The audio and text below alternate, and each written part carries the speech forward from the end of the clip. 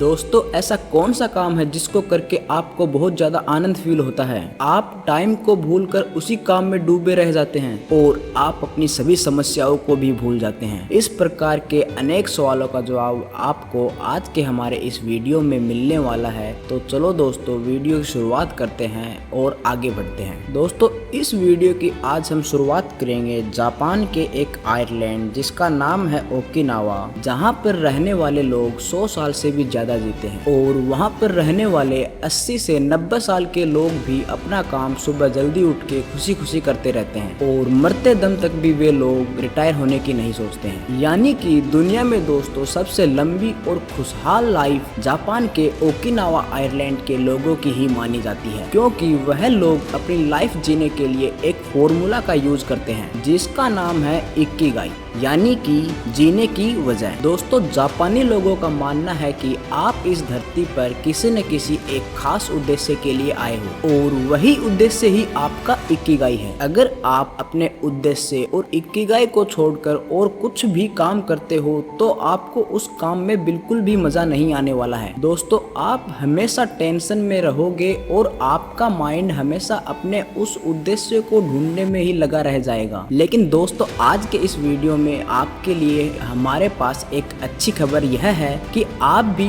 इस वीडियो में बताए गए फॉर्मूला के द्वारा अपना इकिगाई ढूंढ सकते हैं। तो दोस्तों वीडियो में अभी एक डायग्राम दिखाया गया है जिसमें कि 4 सर्किल हैं। इन 4 सर्किल्स को अलग अलग भागों में बांटा गया है और सब में बताया गया है कि किस सर्किल में क्या है। तो हम देखेंगे दोस्तों वीडियो में आगे कि सर्किल के हिसाब से किस प्रकार आप अपने इकिगाई को ढूंढ सकते हो। दोस्तों पहले सर्किल में हम रखेंगे कि आपको क्या पसंद है। इसमें वह सारी चीजें आती हैं जो आपको करना पसंद है। हम दूसरे सर्किल में रखेंगे कि आप किस काम में माहिर हैं। इसमें वह सारी चीजें आएंगी जो कि आप अच्छी तरीके से कर सकते हो। दोस्तों तीसरे सर्किल में हम रखेंगे कि किस काम का आपको अच्छा पैसा मिल सकता है। इसमें वह सारी चीजें आएंगी जिसके काम के बदले आपको कुछ पैसा मिल सके। दोस्तों चौथे सर्किल में हम रखेंगे कि दुनिया को क्या चाहिए। इसमें वह सभी चीजें आएंगी जिसकी दुनिया को जरूरत है। अब देखिए कि पहले और दूसरे सर्किल के कॉम्बिनेशन से आपको आपका पैशन मिलेगा, मतलब कि जो चीज आपको करना पसंद है और उसमें आप अच्छे भी हो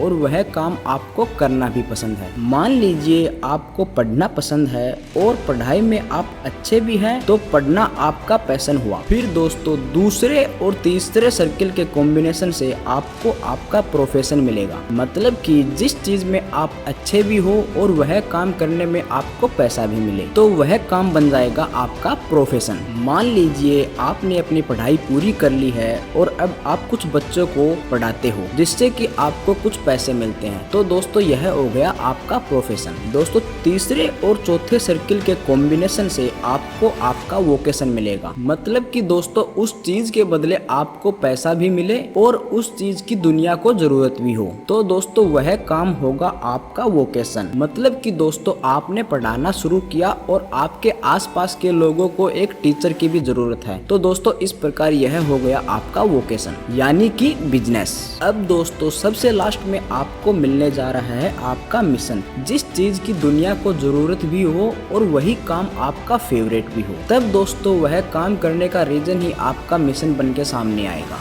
मान लीजिए दोस्तों आपने पढ़ाई की कुछ ऐसी ट्रिक निकाल ली है जिससे कि बच्चे उस चीज को बहुत ही आसानी से समझ पा रहे हैं और दोस्तों आपने इस चीज को एक प्लेटफॉर्म दे दिया, जैसे कि एक एप्लीकेशन, एक वेबसाइट जिसकी दुनिया को जरूरत थी और इसी पर काम करना आपको पसंद भी था। तो दोस्तों आपकी पसंद और दुनिया की जरूरत अब बन गई है आपका मिशन। दोस्तों प्रॉब्लम तब आती है जब दुनिया आपको सिर्फ आपका पैशन ढूंढने के लिए बोले, पर दोस्तों सिर्फ पैशन ढूंढना ही काफी नहीं होता है, वह तो सिर्फ इकिगाई का एक छोटा सा पार्ट है। आपको तो एक ऐसा काम ढूंढना चाहिए जो कि पैशन के साथ बाकी तीनों कंपोनेंट्स को भी सेटिस्फाई करे। दोस्तों जिस प्रकार हमने पहले देखा कि टीचिंग एग्जाम्पल सभी कंपोनेंट्स को सही तरीके से सेटिस्फाई करता है, यानी कि इस प्रकार टीचिंग आपका इकिगाई हो गया है। आपका एम होना चाहिए कि ऐसी चीज को ढूंढना जो कि पैशन, प्रोफेशन, वोकेशन और मिशन चारों कंपोनेंट को सही तरीके से सेटिस्फाई करे। और दोस्तों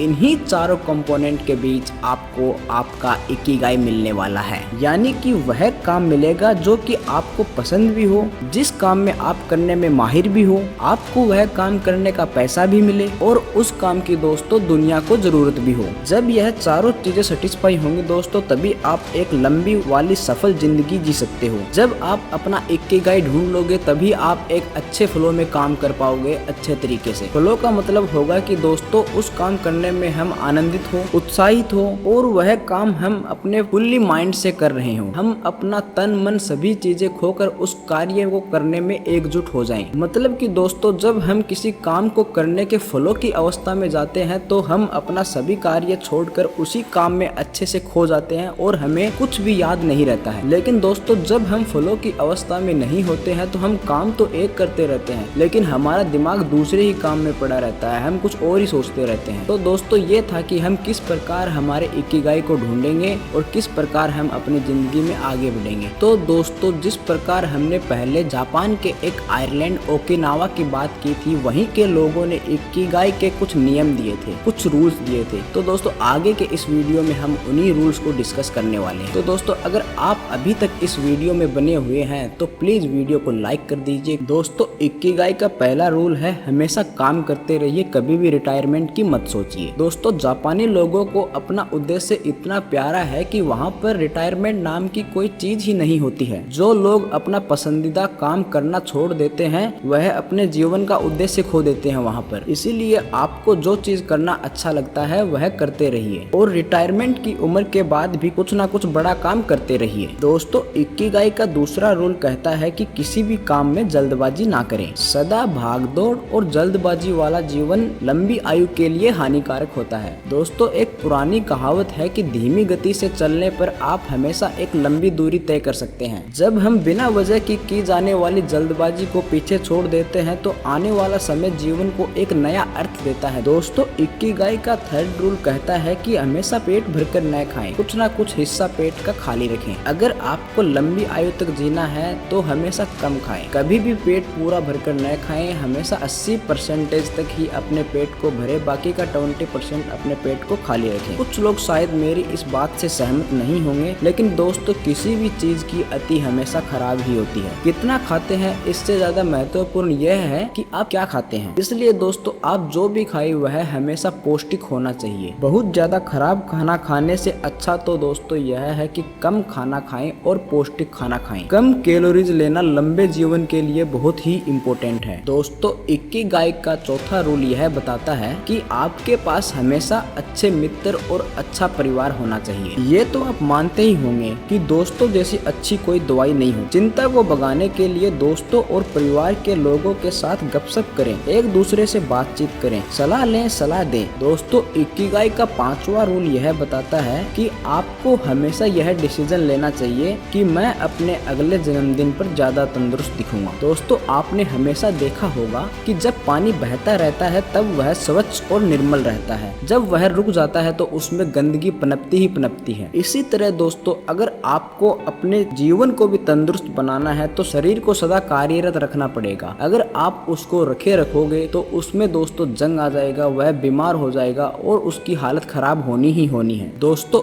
इकिगाई का छठा रूल हमें यह बताता है कि आप हमेशा मुस्कुराते रहिए। अगर दोस्तों आप हमेशा हंसते मुस्कुराते रहते हैं तो इससे आपको बहुत अच्छा फील होगा और आपके इससे बहुत ज्यादा दोस्त भी बनेंगे, जिससे कि आपको और ज्यादा शांति और ज्यादा मजेदार जीवन की प्राप्ति होगी। दोस्तों आपको छोटी छोटी चीजों में भी हमेशा खुशी ढूंढते रहना चाहिए। दोस्तों इकिगाई का सातवां रूल हमें यह बताता है कि हमें हमेशा नेचर के साथ जुड़ा रहना चाहिए। दोस्तों आज के समय में इंसान चाहे भले ही शहरों में रहना शुरू कर दिया हो, लेकिन एक इंसान का निर्माण कुदरत यानी कि नेचर में रहने के लिए ही किया गया है। तो इसीलिए दोस्तों बीच बीच में आपको जब भी समय मिले, जब भी टाइम मिले, आपको नेचर के साथ जुड़ना चाहिए, वहाँ पर जाना चाहिए और अपनी बैटरी को चार्ज करते रहना चाहिए। आपको दोस्तों जब भी नेचर के साथ रहने का अवसर मिले उसे कभी भी नहीं गंवाना चाहिए। आपको बिल्कुल नेचर के साथ जाना चाहिए, उसका आनंद लेना चाहिए और साल में 1 या 2 बार आपको ऐसी जगह बिल्कुल जाना चाहिए जहाँ पे जाना आपको पसंद हो,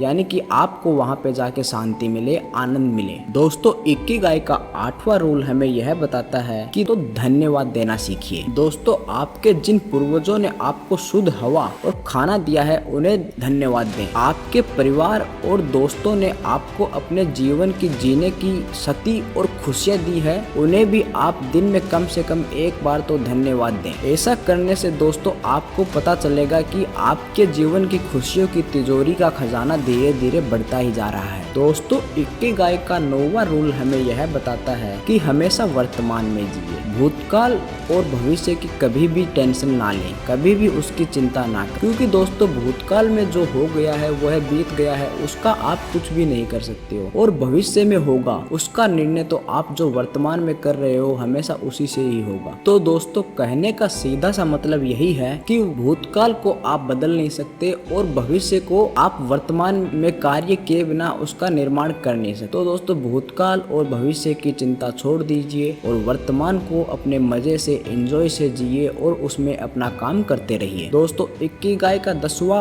और इम्पोर्टेंट रूल हमें यह बताता है कि अपने इकिगाई के हिसाब से अपने जीवन को जीते रहिए। दोस्तों हम सभी के अंदर कोई ना कोई प्रेरणा छुपी हुई है, हम सभी के अंदर कोई ना कोई स्पेशल टैलेंट है और वही टैलेंट जीवन के अंत तक आपको प्रेरित करता रहता है। अगर आपको अपना इकिगाई पता न हो तो उसे ढूंढने का प्रयास करते रहिए। और दोस्तों अंत में मैं यही कहूँगा कि अगर आपने जीवन में एक बार अपना इकिगाई ढूंढ लिया तो आपको अपना काम कभी भी काम नहीं लगेगा, वह आपको मनोरंजन ही लगेगा जिसमें कि आपका मन हमेशा लगा रहेगा और आप कभी भी रिटायरमेंट की नहीं सोचोगे।